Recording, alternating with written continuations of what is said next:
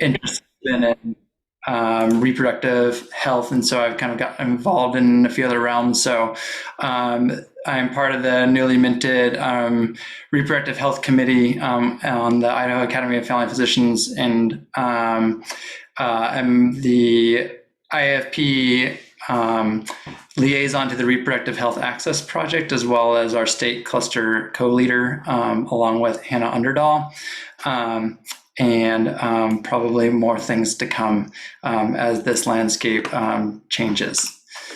All right, so quick disclosures here. So I do receive some financial assistance from the Reproductive Health Access Project. I'm just a huge fan of theirs. You'll see a lot of their information throughout this presentation. I highly recommend that all of you join to as free members of the state cluster to get information, and check out their website where they have a lot of free materials they're available for yourself and for your patients. I don't have any commercial interests, and I don't make any money off of this presentation. Okay, so big, very charged topic that Liz has asked me to start off with, which is a quick legal update. Most of you are aware of the Supreme Court decision of overturning Roe and making the decision up to the states on abortion, and then subsequently Idaho's trigger laws that are set to go into effect. But a lot of folks, I think, are unclear about the language around those. So trying to keep this as unbiased as possible, but also kind of bring up some points based on the bills going into effect that might affect our practice. Okay, so goals and objectives for this lecture: discuss the impacts of the SCOTUS decision on providing reproductive health care in Idaho. In particular, I'm going to cover Senate Bill 1385, which passed in 2020, and Senate Bill 1309, which was earlier this year. Provide a definition of emergency contraception, identify methods of emergency contraception, discuss benefits, risks, and alternatives to the types of emergency contraception, provide a framework to identify patients who may be candidates for emergency contraception and how to provide those services promptly, and identify barriers to providing emergency contraception. Okay. So this is the most recent trigger law that many of you maybe have heard about because it was very recent this year and is being challenged in the Idaho Supreme Court right now. So it goes into much more detail than this, and I highly advise everyone to go and actually read the language of the bill from start to finish. But I just highlighted this part here that says, every person who performs or attempts to perform an abortion as defined in this chapter commits the crime of criminal abortion. Oh, and I'm so sorry. I was talking about 1309. 1385 is the one that was in 2020. I'm sorry, I got the order wrong here. So this is the one that was passed in 2020 earlier, and then I put the language in here. So every person who performs or attempts to perform an abortion as defined in this chapter commits the crime of criminal abortion. Criminal abortion shall be a felony, punishable by a sentence of imprisonment of no less than 2 years and no more than 5 years in prison. The professional license of any healthcare professional who performs or attempts to perform an abortion or who assists in performing or attempting to perform an abortion in violation of this subsection shall be suspended by the appropriate licensing board for a minimum of 6 months upon a first offense and shall permanently be revoked upon a subsequent offense. The timing on this is a little bit difficult. So in the law, it says that it will go into effect 30 days following the issuance of judgment from a higher court, the Supreme Court. And so we all heard the opinion go out, but that judgment has not been issued yet.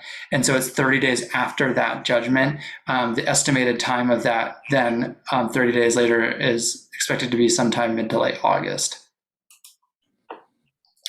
Okay, so this is 1385 continued, just some other language that's in there. So there are some exceptions, the exceptions being in the case of rape or incest. In these cases, though, patients must provide a report from a law enforcement agency to the provider prior to performing the procedure. And so they have to file a report and provide that report when they have that appointment. In the case of a minor, someone has to have filed that report. And I believe it says that a parent has to provide that to the provider. So the other provision is where it gets a little bit more complex and gray. It says, with good faith medical judgment based on facts available to the physician at the time that the abortion was necessary to prevent the death of the pregnant woman. And there's lots of kind of question about that I'll get into.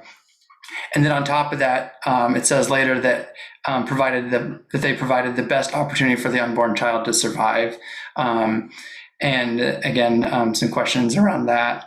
And I think just because of that vague language, and I think compared to other states that have issued similar abortion bans, Idaho actually kind of tries to hash it out a little bit more than others do, but as you can see, it's still very vague. And this is being scoured over by many, many medical legal teams to figure out exactly what this encompasses. Okay, so some examples where there's question around this with necessary to prevent death, things that I think that our legislators, not being medical professionals, probably didn't think about that might end up getting wrapped up in trying to ban abortions. There's question around preeclampsia and HELLP syndrome, which, as we know, happens later on in the pregnancy. And so these things can result in death, but at the time that a person may present for termination, it might not be imminent. So the question becomes, when can we act to provide a termination on someone that's at high risk for preeclampsia or HELLP syndrome? Preterm premature rupture of membranes, where the amniotic sac breaks prior to term. And there's question in that periviable period whether there could be an induction, whether that would be considered an abortion before there is viability, and whether or not the provider could do anything at that point, or whether we would have to wait until there's a complication, infection, sepsis, before a provider could to intervene. Ectopic pregnancies. I think this is one that folks are very familiar with as far as high risk of death, and is there an exception for this? Incomplete miscarriage. So again, as medical professionals, we know that this is no longer compatible with life, and though this miscarriage may still have a heartbeat or may get caught up in these laws as well. Molar pregnancies, completely non-viable. Abruptions, previas, conditions that might be harmful to the mother, and when can we basically act on those in order to save the pregnant person's life? Okay, so then stacked on top of that, this one is 1309, and I apologize for speaking of this one earlier. So this one is the 2022, what has been kind of colloquially known as the fetal heartbeat bill, is one that allows people to take civil action. And so this is also kind of known as the Texas lookalike or SB 8 lookalike bill. And essentially, instead of it being criminal, puts it into civil court and allows people to sue providers. And so the language in there says that basically there's a minimum fine of $20,000 plus legal fees if a provider is found guilty of providing an abortion. And it's not just the pregnant person that can sue on this. It's mother, father, sibling, grandparent, aunt, or uncle. And all of them could theoretically, based on the language in the law.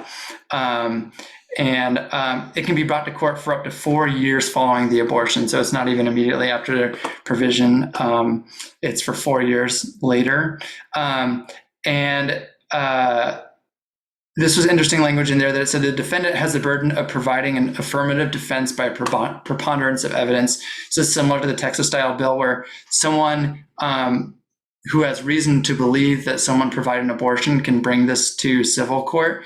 And it's basically up to the defendant to prove that they did not provide an abortion. The plaintiff does not have to prove that they provided an abortion. Fortunately, thanks to the IMA legal team, there used to be language in 1309 that basically said that physicians could not try and recoup legal fees in the case they were not found guilty. And that was, I think, changed or taken out of there in a draft revision of 1309. And then also included in this, it just restates a lot of the trigger law language from 1385 about criminal abortion, if that becomes allowed at a higher court. So 1309 is currently stayed by the Idaho Supreme Court. So this one would have gone into effect back in April, but was stayed by the Idaho Supreme Court because it was challenged by a family medicine physician, Dr. Caitlin Gustafson, for those of you that know her, along with Planned Parenthood and ACLU. And it is being heard in the Idaho Supreme Court on August 3rd, 2022. It is open to the public if anyone wants to attend. I believe it'll be at 10 a.m. And I think as of now, they're not streaming or anything, but there's question if they will close it off to the public or have some sort of electronic means or virtual means of attending if COVID cases go up and that becomes a concern. Okay, some definitions that came out of these. They define fetus and preborn child to each mean an individual organism of the species Homo sapiens from fertilization until live birth. And so there's question in whether cryoembryos that are used in vitro fertilization are kind of caught up in this. And then abortion means the use of any means to intentionally terminate the clinically diagnosable pregnancy of a woman with knowledge that the termination by those means will, with reasonable likelihood, cause the death of the preborn child. And so then the question becomes, does this hold for non-viable pregnancies, cases like anencephaly, or if there's chromosomal anomalies that aren't compatible with life, ectopic pregnancies, molar pregnancies like we talked about before. Okay, and there is an exception for contraception in here. It says abortion shall not mean the use of an IUD or birth control pill to inhibit or prevent ovulation, fertilization, or implantation of a fertilized ovum. So the question is emergency contraception covered by this? And by medical definitions, it should be, but we'll talk about this, and kind of the reason why we decided to have this CME is that I think that there's a lot of misconception that emergency contraception does not act in these ways, but is in fact an abortifacient when it is not. Okay, I know there are probably lots of questions about that, and I know that was a very brief overview. And like I said, there are a lot of legal teams working on this, and hours of thought and research that have gone into looking at these bills. We'll have some time at the end. My big disclosure is that I am by no means a legal expert, and I am trying to learn along with the rest of you, so I can answer to the best of my ability. Without further ado, we'll start with emergency contraception. So emergency contraception dates way back to the 60s and probably already before that. But in the 60s, there's a lot of studies in the US using high-dose estrogen.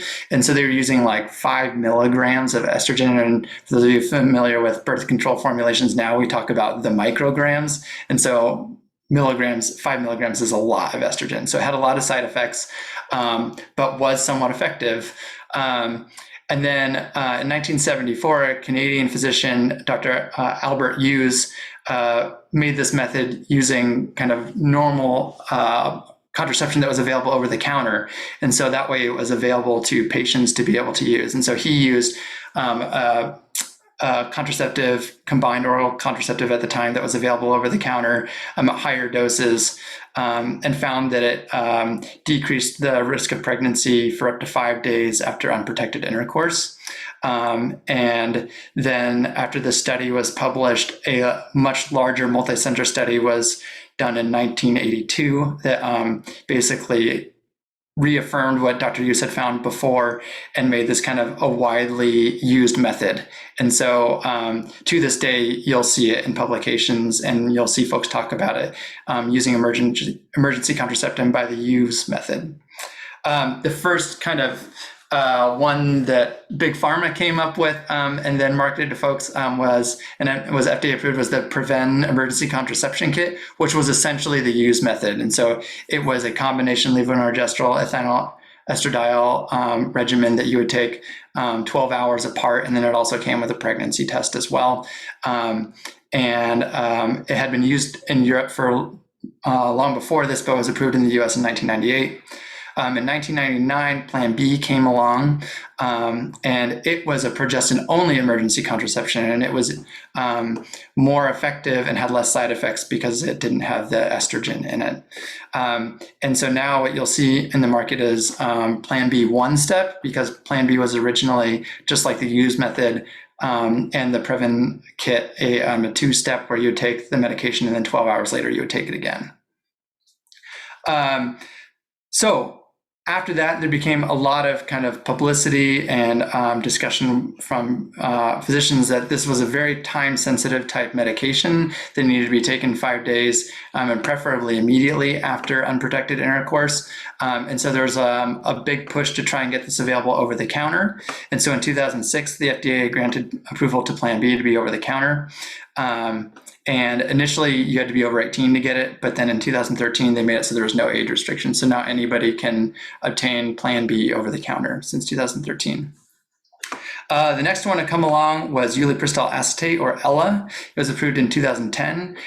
It was one of the first ones to not use hormone pills, but to use a progesterone receptor modulator that basically was a progesterone receptor blocker that stopped ovulation from occurring.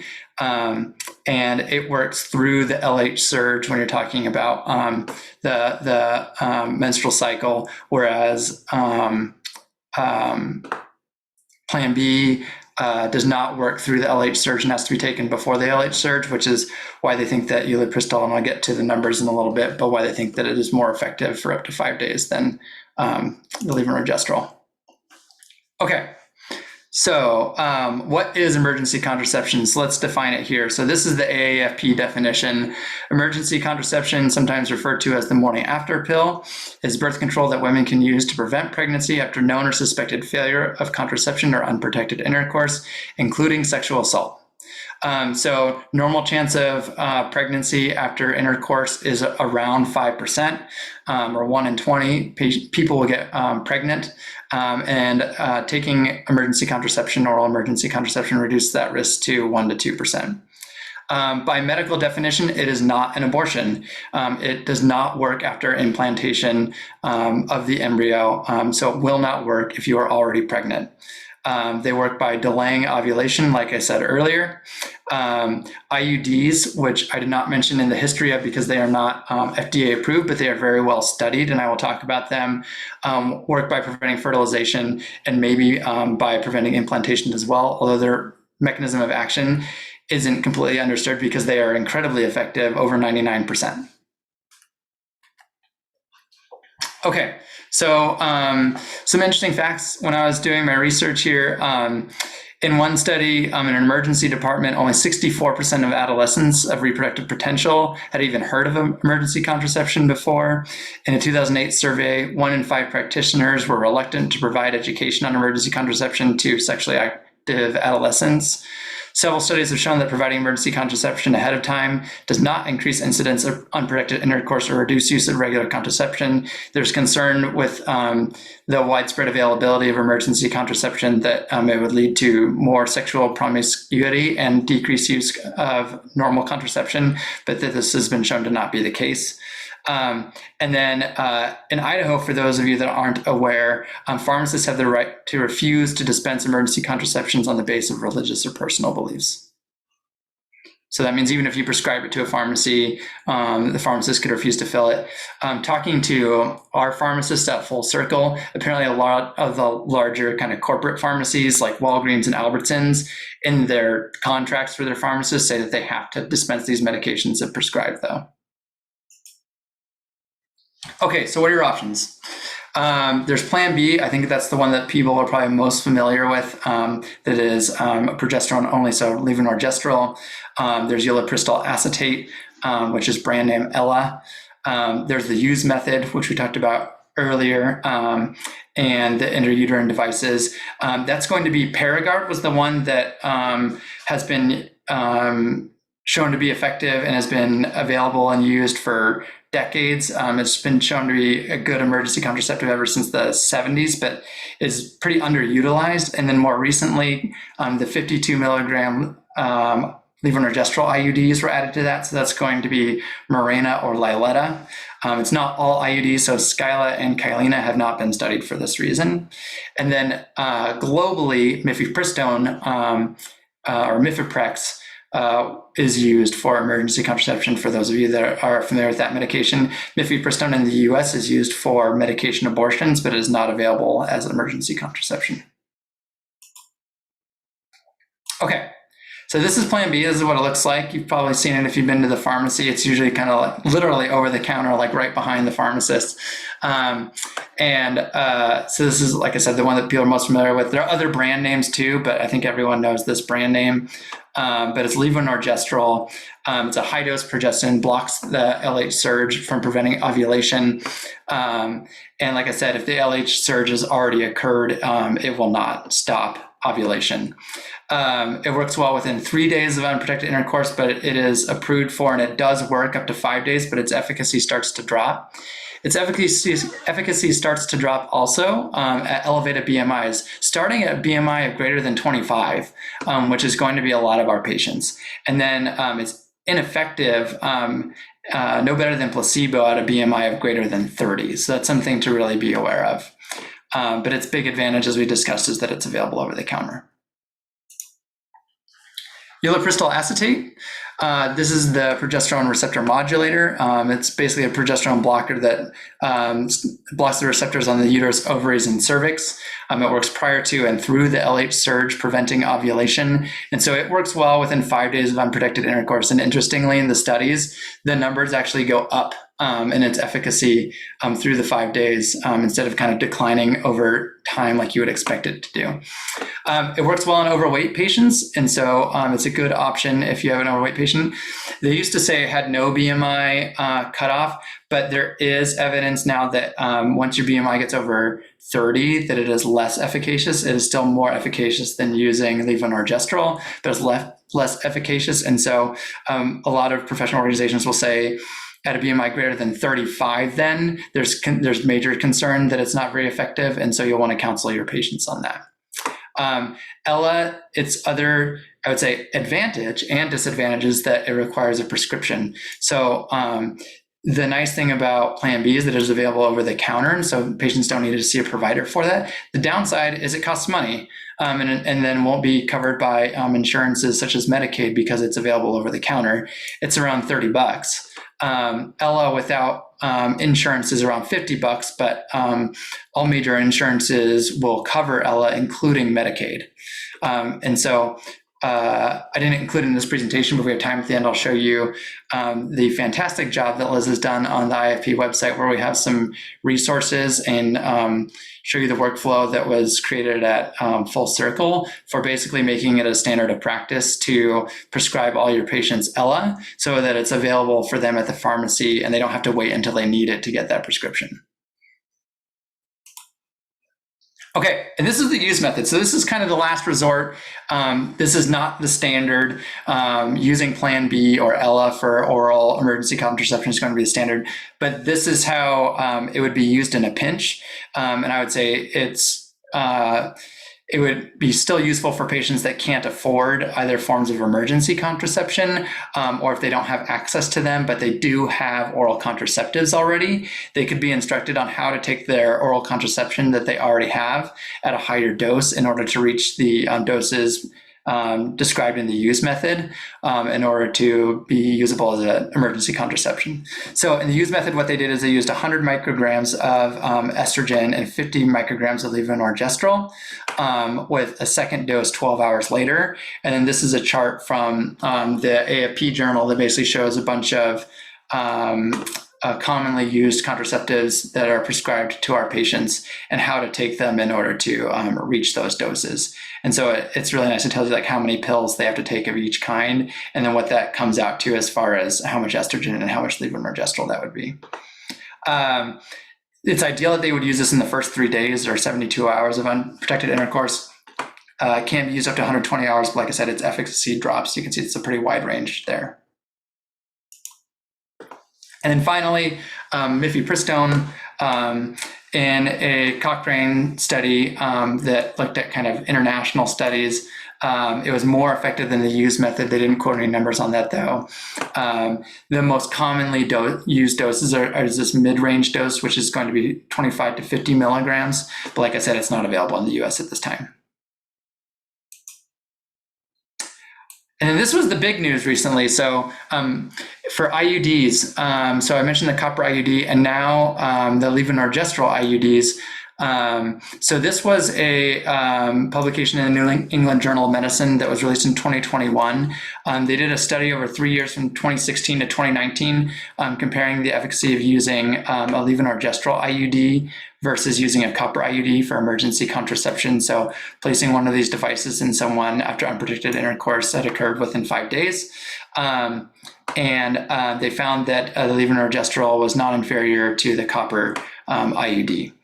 So you can use either of these methods. They are by far the most effective. They are greater than 99% effective. And then they provide ongoing contraception, and they are immediately effective as contraception as well. So, sorry, someone just not on mute, I think. If you have a patient that knows they would like an IUD for contraception, then these would be really, really good options, and they're very underutilized. The only catch is that you would want them to use these for long-term contraception because these devices are expensive, and so you wouldn't want to place this just for the purpose of emergency contraception. Do you want questions? Do you want questions at the end? I have more questions about that. If you can, maybe write it in the chat box or save it for the end just to make sure that we get through it. I think we're doing great on time, but we'll just make sure we save enough time to get through the presentation. Thanks, Paige. So for effectiveness, comparing these, like I said, IUDs are by and far the most effective form of emergency contraception. This UPA, that's ulipristal acetate, I just couldn't fit it all in there, aka Ella. Its efficacy ranges from 62 to 85% effective. Like I said, compared to Plan B or just the levonorgestrel, it is more likely to prevent pregnancy at 5 days. And its efficacy doesn't decrease over that period of time. It doesn't decrease if you're overweight, but it may decrease if you're obese. Mifepristone would be the next one. Like I said, it's not available in the US though. Levonorgestrel, aka Plan B, that one's going to be 58 to 79% effective. I was able to find a number needed to treat on that one. I wasn't able to find it on the others. Number needed to treat is 43. Less effective as time goes on after 3 days, but still more effective than placebo. And then if you're overweight or obese, it is less effective. And then the use method, which again would be a last resort, its number needed to treat is only slightly worse at 50 and less effective after 3 days. Okay, so here's a quick summary slide of everything. So it basically just kind of covers what we already talked about and their mechanisms of action, and then things to consider mostly around BMI, and then their cost. Like I said, this one is around $30 when we looked at it last for the Plan B, and ulipristal is around $50 when we last looked. But the ulipristal is covered by insurance, but it does require a prescription. And the use method is just going to be your over-the-counter birth control pills. And so, or sorry, not over-the-counter, just your birth control pills. And so it's going to be the cheapest. Okay. When can you resume contraception? So you've had unprotected intercourse, you've taken your emergency contraceptive. When can you resume? You can resume immediately afterwards. The only caveat there is some professional organizations will say, just because of Ella's mechanism of action, that it will reduce the efficacy of a hormonal contraceptive, and the hormonal contraceptive will reduce the efficacy of the Ella. And so they say, to be on the safe side, it might be a good idea to wait 5 days after taking the Ella to restart your birth control. If an IUD is used, it's immediately effective. And then counsel all your patients that if you do not have normal menses within a week of the expected date that you would have your normal menses, then you should take a pregnancy test and follow up with your PCP. One big note here. So a lot of these do cause bleeding after use. And so people will falsely think that they are having a period and that their emergency contraception was effective because they will have some bleeding afterwards. But that might just be the EC. And so that's why it's really important to say that you should resume normal menses at your regular time. And so just be careful with that. And then also just remember that in transgender folks, that this may cause some distress to be having some bleeding. So counsel transgender folks that they may experience some bleeding. Because a lot of folks that are on testosterone, for example, may be amenorrheic. And then they can use it for bleeding. An NSAID is probably going to be first line for that. That may help with that distress. Okay, so this is from RAP. This is kind of a quick algorithm for how you might triage this if someone calls in asking for emergency contraception. So first you want to figure out when they had unprotected intercourse. So did you have unprotected sex less than 5 days ago? If the answer is no, then emergency contraception is not going to be an option for them, and they're just going to want to check a pregnancy test in 2 to 3 weeks. If the answer is yes, was your last monthly bleeding within the last 30 days? If the answer is no, again, you'd be concerned for pregnancy and you'd want to rule that out beforehand. If the answer is yes, then this is where you want to figure out their BMI, because if their BMI is not less than 26, then it limits their options. But if their answer is yes, then they've got more options there. Unless it's more than 3 days ago, then again, these forms are going to be more effective than these other forms. And then this is just a quick start algorithm that's really great for starting people on a contraceptive method in general. And I just included it because it does include the use of emergency contraception. So when you're kind of going through this flow chart, unprotected sex since last menstrual period, yes. Pregnancy test is negative. Advise them that early pregnancy is possible. And if they want to start a method, then they can start that method that day, and they can have a levonorgestrel-based emergency contraceptive. Again, we wouldn't want to do Ella right away because it will inhibit each other, the contraceptive and the emergency contraceptive. If no, then they can do any of the forms of emergency contraception, with Ella being preferred over Plan B, just because of its increased efficacy and less effect with BMI. And then making sure that you're offering a prescription with an advanced supply, and then it gives some of the methods there. Okay, barriers to access. Actually, I might pause here and show the website. So let me I apologize for all my tabs. So I'm just going to go. I think I stopped sharing screen, so hopefully I'm saving you from my tab nightmare.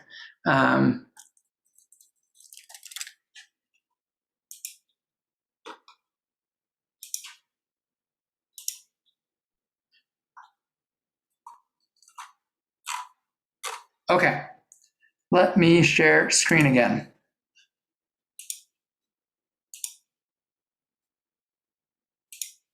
So plug for IAFP. Can you all see the website okay? So this is the main webpage. It's right front and center. So you scroll down right there, IAFP Reproductive Health Resources. And Liz has done a great job of just kind of outlining a lot of things here. I won't go through all of it. What I wanted to show you is the reproductive care clinical workflow. This is what was created. Actually, I think I saw her on here by the good Dr. Davids and others at Full Circle, and has been placed on the IAFP website with Full Circle's permission. And so this is our kind of workflow on providing reproductive health care. And then I just wanted to highlight the emergency contraception aspect to it. And so, like I said, Ella is only available by prescription. And so you want to identify people that might benefit from having a prescription for that, and so that they already have it ordered before they actually need it. So we've adopted asking everyone of reproductive potential the one key question, which is, would you like to become pregnant in the next year? And then using that question to identify if they have contraception, if they desire contraception, and if they do not, or if they're on oral contraception, then we offer them Ella. And so we send in that prescription that day, so it's available at the pharmacy, and it should be available for them up to, I think, 12 months, and then you'd have to renew the prescription for that.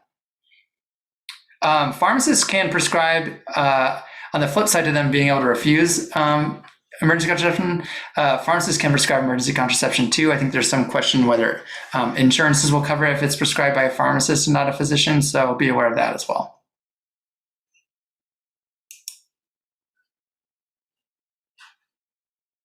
Okay, back to presentation. Oops, let me get back in presentation mode. Here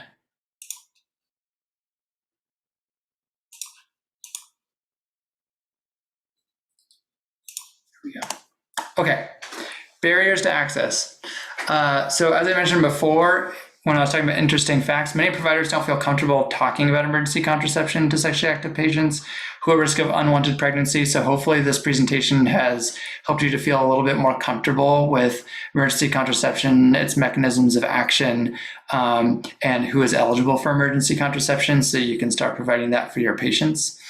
Pharmacists in Idaho have the right to refuse to fill a prescription for emergency contraception. So know your pharmacists, know where you're prescribing it to, so you know that even though you prescribed it, that it actually will be dispensed to a patient when they need it. And then on the other side, many patients aren't aware of the existence of emergency contraception. So we need to do more about educating patients and getting that out there that this is an option for folks. And then cost. So out-of-pocket cost of oral emergency contraception can be $25 to $50, especially if obtaining it over the counter, because over-the-counter medications are not covered by Medicaid in Idaho. There is precedent though, and there are other states, I think 8 or 9 other states that have over-the-counter emergency contraception covered by their state Medicaid. And so that's something that I think that will be probably discussed in the future.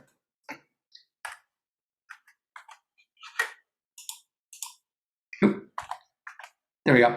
And then this is a really good handout for patients that is on the RAP website. And so it's easy to search for, that you can give them to show them their options too. Again, if you're just talking to somebody about contraception or emergency contraception before they need it, this might be just a good handout to provide them with. And so when they do need it, they kind of have their options already laid out in front of them, and may have made up their mind to what they want when they come into your office. Okay, and that is it. So we have 15 minutes for questions. Thank you all very much.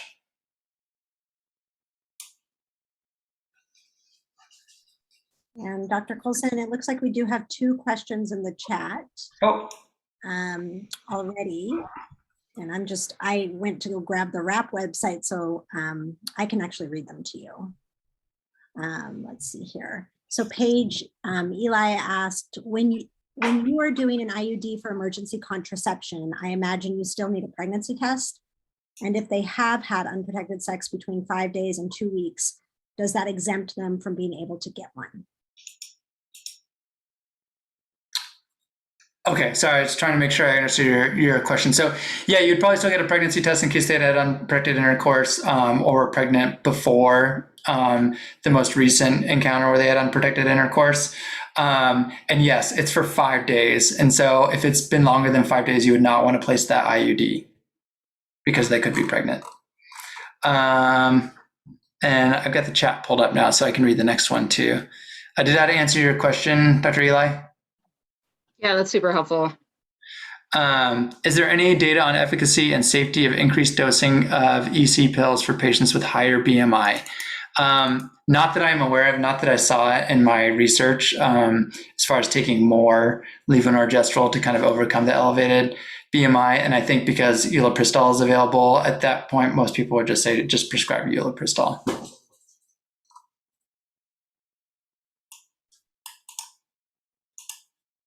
Other questions are welcome in the chat, or you can unmute yourself to ask questions. questions about the presentation. I have a question, Lauren. I don't know how much you know, but it seems many of the things about this seem ludicrous, but it seems really ludicrous to me that they could prosecute an ectopic or a molar pregnancy. Do we really think that that is a possibility in the future? Yeah. There, like I said, are a lot of groups working on this right now. And I think it's just so vague that it is a big possibility. And I think that the author of this bill, when kind of questioned about it, basically said, of course, we don't mean those things, but it's not written in there. And so I think all of us, especially because we're not even talking civil punishment now, we're talking criminal punishment and jail time, that most providers, I would say all of us, would not risk going to jail because of something that was supposed to be inferred in a law and would want it written in that law. So while it seems crazy, I agree with you, it's not written in there. So I'd say anything's up for interpretation at this point. And so, like I said, a lot of organizations are working on basically trying to figure out every scenario that might accidentally get caught up in this that probably wasn't intended by the author of this bill, but that they weren't aware of because they're not medical professionals. Folks, not even abortion providers, but folks that are just providing what would be a normal standard of care for a pregnancy might be charged with a criminal offense and arrested because of providing standard of care for a pregnancy. Yeah, and on the flip side, then we're going to have people die, right? Because providers are scared. Mm-hmm. And I think that's been our messaging a little bit, is that more pregnant people will die. We already don't have a great maternal mortality rate here in Idaho in particular, but also the U.S. But that when physicians are faced with this decision and then have to weigh that now against going to jail, I think that a lot of us, being very risk averse physicians, will choose not to intervene because we're fearful for ourselves and for our licenses.